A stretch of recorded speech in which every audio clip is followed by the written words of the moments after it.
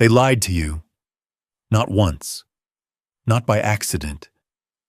They lied to you systematically, for centuries, with maps and textbooks and national holidays and bronze statues in city squares. And the worst part? Most Americans repeated those lies to their own children at the dinner table, with complete confidence, with total sincerity, because they genuinely believed them. But now, right now, in laboratories that smell of chemicals and cold air, machines no bigger than a microwave oven are reading something that cannot be faked, cannot be rewritten, cannot be erased by any government or any ideology or any amount of money. They are reading the human genome, and what they found inside the DNA of the American people has forced some of the most respected scientists on this planet to stop, put down their pens, and stare at the wall in absolute silence. Because the story written in American blood is nothing, absolutely nothing, like the story written in American history books. And today, you are going to hear the real one. Stay with us. Because this is the story that was never supposed to be told. Let us go back. Not to 1776. Not to the Mayflower. Not to Columbus standing on a beach holding a flag that meant nothing to the people watching him from the trees. Let us go back much further than that. Let us go back 15,000 years, when the entire northern half of this planet was buried under ice so thick, so heavy, so absolute, that the ocean itself shrank. Sea levels dropped by more than 100 meters, and where the Bering Sea sits today between Russia and Alaska, there was no sea at all. There was land. A wide, flat, cold, windy corridor of Earth connecting two worlds that had been separated for tens of thousands of years. And across that corridor, small groups of human beings walked. They did not know they were making history. They did not know they were about to populate an entire hemisphere. They were just following the animals, following the food, following survival, one frozen step at a time. Those people, exhausted, wrapped in animal skins, carrying children on their backs, those people are the original Americans. And their DNA, their ancient genetic signature, did not disappear when Europeans arrived. It did not burn with the villages. It did not drown with the forced river crossings. It survived. It adapted. It mixed. And today it sits quietly inside millions of people who have no idea it is there. Like a whisper from 15,000 years ago that never stopped speaking. But here is where the conflict begins. Here is where history becomes a crime scene. Imagine you are a genetic scientist in the early 2000s. You have just received a massive database of DNA samples collected from Americans across the entire country.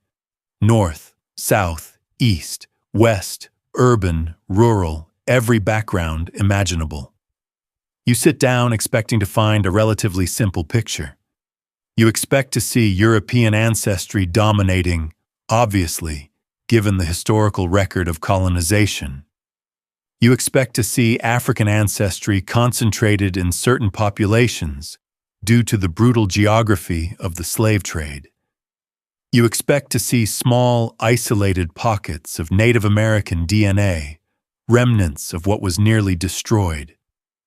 You have a clean hypothesis, a logical map in your head. You are ready to confirm what everyone already believes. And then the data comes back, and you lean forward in your chair, and you read the numbers again, because they cannot be right. Except they are. They are completely, undeniably, scientifically right. And what they show is not a simple picture at all. What they show is something so tangled, so layered, so shockingly ancient and global at the same time, that the word American suddenly feels like it was never big enough to describe what these people actually are. The genetic map of America does not look like a history book. It looks like the entire history of the human species compressed into one place. And the story it tells starts with a betrayal that almost no one talks about. Here is the first shock, and it is a big one. When scientists began analyzing the Y chromosome data, that is the genetic information passed only from father to son, an unbroken male line going back thousands of generations. They expected to find European haplogroups dominating the American male population. Haplogroup R1b, the signature of Western European men, was supposed to be the king of American DNA. And yes, it is present. Strongly present. But it is not alone on the throne. Not even close. What the data revealed was a percentage of Native American Y chromosome haplogroup Q, the ancient marker carried by the very first people who crossed that Beringian land bridge 15,000 years ago. That was dramatically higher than any historical record had prepared scientists to expect. Not just in communities that identify as Native American. Not just in the Southwest or the Northern Plains, but scattered across the general American population, like seeds carried by wind across a continent. Millions of Americans walking through shopping malls, sitting in traffic, watching television at night, are carrying in their cells the direct paternal line of people who were here before the pyramids of Egypt existed, before the walls of ancient Babylon were built, before writing was invented anywhere on Earth. They carry this ancient signal, and they have no idea. And that is only the beginning of what the DNA uncovered. Now let us talk about the maternal line. Because if the Y chromosome tells the story of fathers and sons, the mitochondrial DNA, the mtDNA, tells the story of mothers and daughters. And this story is even more explosive. mtDNA is passed only through the mother, completely unchanged, generation after generation, like a sealed letter that every woman hands to her daughter, who hands it to her daughter, going back through time in an unbroken chain. And when scientists mapped the mitochondrial DNA of the American population, they encountered something that stopped the room cold. The haplogroup X, a mitochondrial marker found in Native American populations of the Great Lakes region and the Northeast. Ancient, pre-Columbian, undeniable. But here is the thing about haplogroup X that makes it one of the most debated and mysterious genetic signals in the entire field of human population genetics. It is also found in the Middle East, in the Druze populations of Lebanon and Syria, in ancient European populations. It appears in places that should have had zero contact with pre-Columbian America, and its presence in North America dates back at least 10,000 years, possibly longer. How did it get there?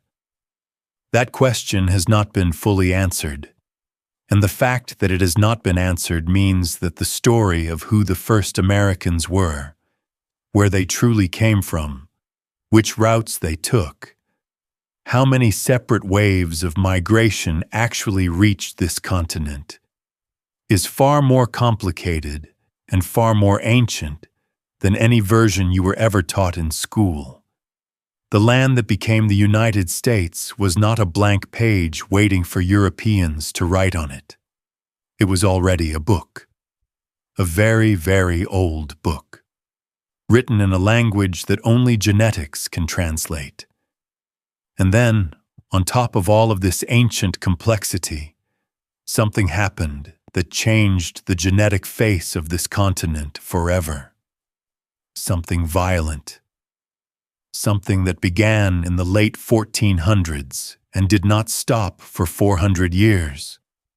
Something that the DNA remembers with a precision that is almost unbearable to look at directly.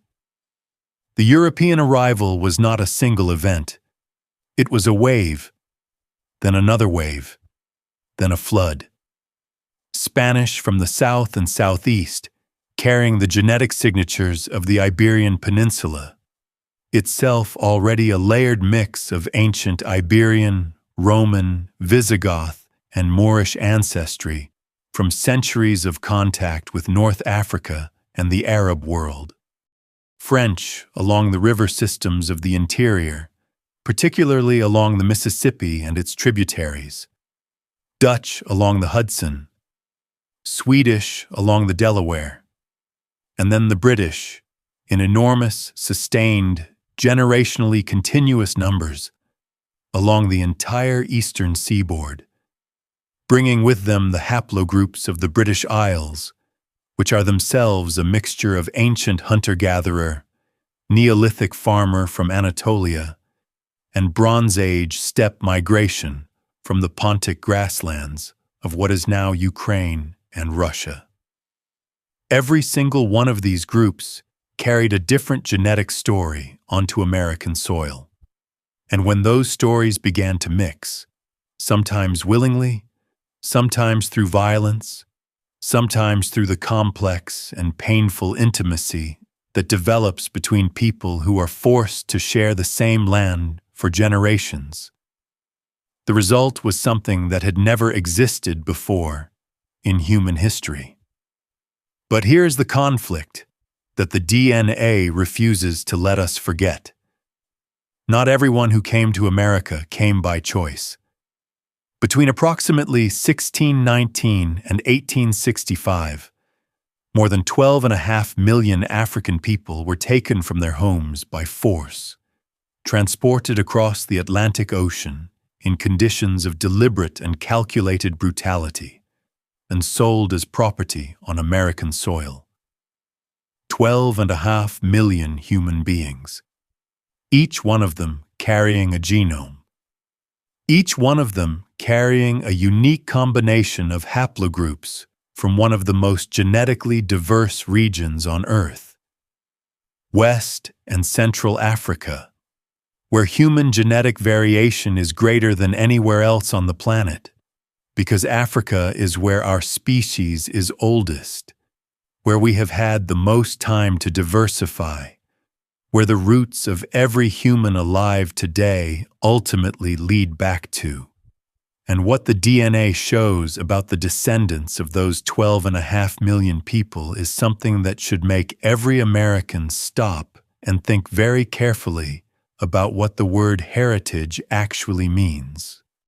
12.5 million human beings, each one of them carrying a genome, each one of them carrying a unique combination of haplogroups from one of the most genetically diverse regions on Earth, West and Central Africa, where human genetic variation is greater than anywhere else on the planet, because Africa is where our species is oldest, where we have had the most time to diversify, where the roots of every human alive today ultimately lead back to. And what the DNA shows about the descendants of those 12.5 million people is something that should make every American stop and think very carefully about what the word heritage actually means. Because the genome does not forget. The genome does not negotiate with history. The genome does not accept the terms of any political settlement or any social agreement about what is allowed to be remembered and what must be buried. It simply holds the information, quietly, patiently, for as many generations as it takes for someone to come along with the right instrument to read it. And when scientists finally read it, really read it, with the full power of modern genomic sequencing, what they found inside the DNA of African Americans was something that hit the scientific community like a wave that nobody had fully prepared for. Yes, the West and Central African haplogroups were there. Dominant, unmistakable, ancient. The maternal haplogroup L, in its various branches, L1, L2, L3, the deep African signatures that connect directly to the oldest human populations on Earth. These were present exactly as expected. But alongside them, woven through the genome in patterns that varied enormously from individual to individual, was something else entirely. European ancestry. Significant European ancestry. Not a trace, not a whisper. In many cases, a substantial portion of the genome. The data showed that the average African American carries somewhere between 15 and 30% European ancestry, depending on the specific population and the specific study. Some individuals carry far more. And this European ancestry did not arrive through choice. It did not arrive through the kind of voluntary cultural and biological exchange that characterized immigration from other parts of the world. It arrived through centuries of systematic violence. And the DNA remembers exactly how it arrived, because the pattern of that European ancestry is not random. It is concentrated in the paternal line in ways that reflect the specific demographics of the plantation system. It tells a story that the historical record was often designed to conceal, and the genome tells it anyway. This is what scientists mean when they say that DNA is a witness that cannot be silenced. But here is where the story takes another turn. Because the African American genome does not only carry West African and European ancestry. In a significant percentage of cases, it also carries something else, something ancient, something that connects directly to that 15,000-year-old crossing of the Beringian corridor that we talked about at the beginning of this story. Native American haplogroups. The ancient signature of the original Americans, present in the DNA of millions of African Americans at levels that tell a specific historical story about the relationships that developed between African and indigenous communities during the colonial period. Relationships that were sometimes forced, sometimes chosen, sometimes the product of shared circumstances of dispossession and resistance, but always real, always human, and always leaving a permanent record in the genome that no amount of historical erasure could touch. The American genome, in other words, is not just diverse. It is a living archive of every collision and every connection that has happened on this land for 15,000 years, and it refuses to be simplified. Now let us talk about something that the genetic data reveals, which almost no history book discusses. Something that forces us to completely reconsider what we mean when we use the word white in the American context. When researchers began analyzing the genomes of Americans who self-identified as white, with no known non-European ancestry, what they found was unexpected enough to generate serious scientific debate. A significant percentage of these individuals, estimates vary, but some studies suggest as many as 3 to 4% of Americans who identify as having entirely European ancestry carry detectable Native American or African haplogroups. Detectable, measurable, real. This is not a rounding error. 3 to 4% of the American population is 10 to 15 million people. 10 to 15 million Americans walking around with a self-understanding of their ancestry that the DNA quietly, persistently, and completely non-judgmentally contradicts. People whose family stories say one thing and whose genome says another. People whose ancestors made choices or had choices made for them that were then carefully hidden across generations, the evidence buried under new names and new locations and new stories until the hiding became the truth that the family told itself, until the sequencing machine read what was actually there. This phenomenon has a name in genetics.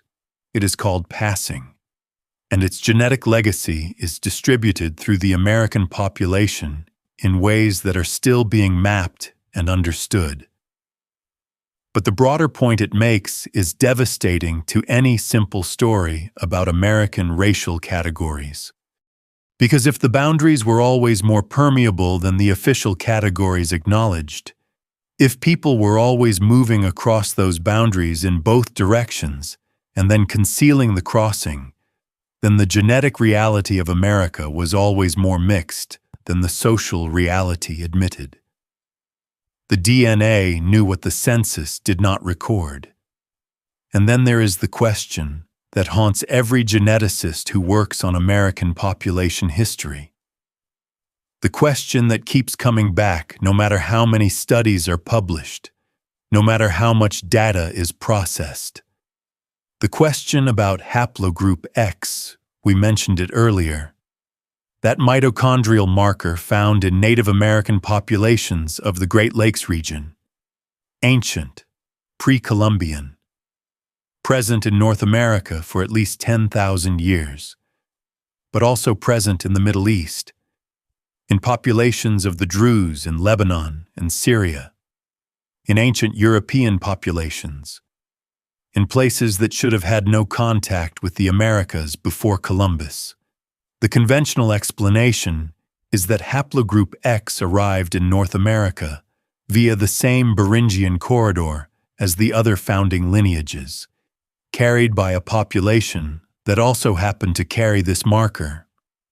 A population whose descendants in Asia and the Middle East maintained the haplogroup while it became rare or disappeared in those source populations, leaving its North American branch looking isolated and mysterious to researchers who expected it to have living relatives in Northeast Asia rather than in the Levant. This explanation is scientifically reasonable. It is probably correct. But the data has not yet closed the question entirely. And in that small gap of uncertainty lives one of the most intriguing mysteries in the entire field of human population genetics. The possibility, small but not yet eliminated, that the genetic isolation of the pre-Columbian Americas was not as absolute as the standard model assumes, that there were contacts, rare and fragile, and leaving only the faintest genetic echo between the Western Hemisphere and populations from somewhere across the Atlantic or Pacific, long before any European ship set sail with the intention of reaching a new world. The genome is honest about its uncertainty. It shows you what it knows, and it shows you the edges of what it does not yet know. And at those edges, the story of America becomes more ancient and more mysterious than any version that has ever been written down. Let us step back now and look at the whole picture. Because what the genetics of America ultimately reveals is something that goes far beyond any specific haplogroup or any specific historical event. What it reveals is the mechanism by which the human species actually moves through time. We think of nations as stable things. We think of peoples as coherent things. We draw lines on maps, and we write names on those lines, and we tell stories about those names that make them feel permanent and essential and inevitable. But the DNA shows something completely different. The DNA shows that every population currently living on Earth is the temporary result of a series of mixtures that began in Africa more than 200,000 years ago and have not stopped for a single generation since. There is no pure population anywhere on Earth. There never was. The purity is always a story told by people who arrived most recently and had enough power to make their arrival look like a beginning. America is simply the place where this truth is most visible. Because America compressed into 2.5 centuries what other parts of the world did over 10,000 years. America ran the human experiment at high speed, in a legible historical context, with records. And so the result is a genome that is impossible to look at without understanding that mixture is not the exception in human history. Mixture is the rule. Mixture is how we survived. Mixture is how we became, over 200,000 years of walking across this planet, the most adaptable and most dangerous and most creative species that has ever existed on Earth. The American genome is not an anomaly. It is a mirror. It shows every other population on Earth what they looked like in the making. It shows the seams and the joins and the layering that time and distance usually hide. It shows the human species in the act of doing what it has always done, which is move and meet and mix and make something new that carries within it every old thing that came before. And somewhere in a laboratory right now, a machine is reading another sample, another genome, another 15,000 years of human movement compressed into a few milliliters of saliva in a small plastic tube. And when the results come back, they will say what the results always say in the end, for every sample from every population, from every corner of this extraordinary, complicated, blood-soaked, love-marked planet. They will say, this person came from everywhere. This person is made of everyone who ever walked far enough to find someone different from themselves and stayed long enough to leave something behind. That is what an American is. That is what all of us are. But before we close this book, and we will close it, we promise, with something that will stay with you long after this video ends, we need to talk about one more thing. One more layer of the American genetic story that most people have never heard discussed anywhere. Not in schools, not in documentaries, not in the conversations that happen around dinner tables, or in political debates, or in any of the places where Americans talk about who they are and where they came from. We need to talk about what the DNA says about the future. Because genetics is not only a science of the past, it is also, in a very specific and measurable way, a science of what is coming. And what is coming in America, what is already happening right now, in real time, in the genomes of children being born today in hospitals from Maine to Hawaii, is something that has no precedent in human history. Not because mixture itself is unprecedented. We have established that mixture is the oldest story in the human book. But because the scale and the speed and the sheer global comprehensiveness of what is happening in the